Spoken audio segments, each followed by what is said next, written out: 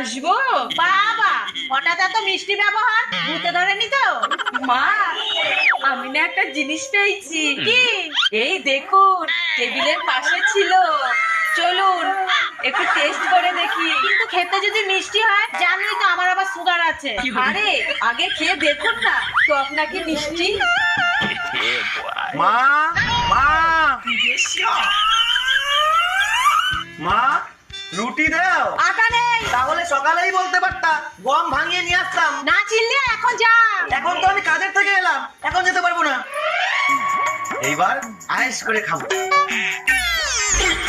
এ কি, এইখানেই তো ছিল, গেল কোথায়? মা মা, আমার এরা আবার কোথায় গেল?